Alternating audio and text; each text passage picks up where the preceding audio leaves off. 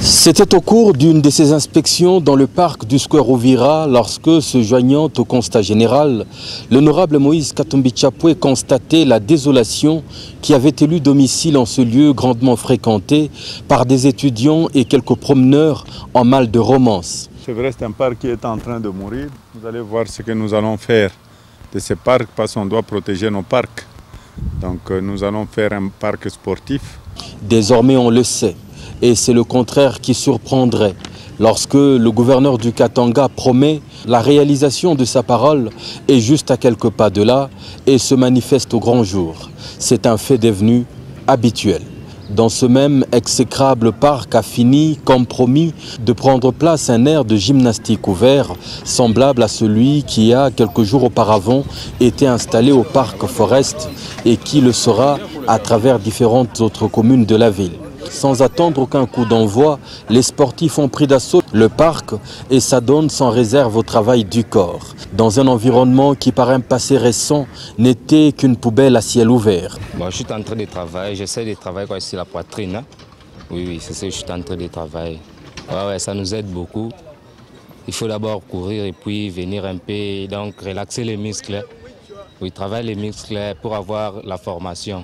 Oui, nous le souhaitons un grand merci. C'est une bonne idée d'avoir fait ça. Moi, je suis en train de travailler les cuisses et puis le mollet. Et ça nous aide pour être en bonne santé.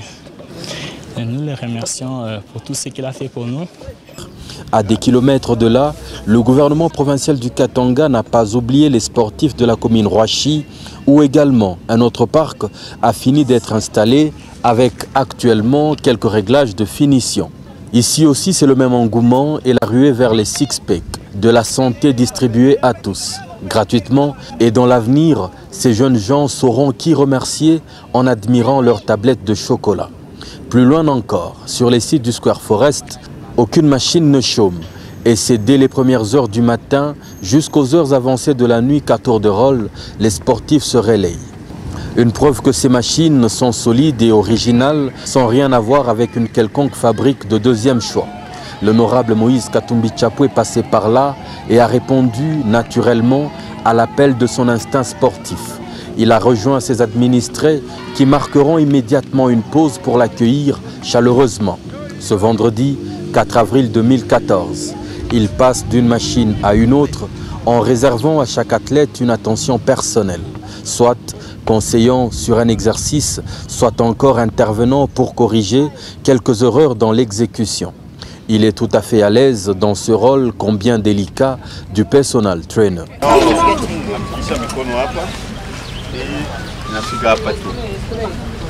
Okay. No, panda yule hapana kufika chini. No, hapana.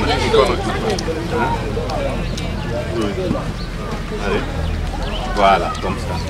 Il compte même pour un sportif qui travaille ses abdominaux.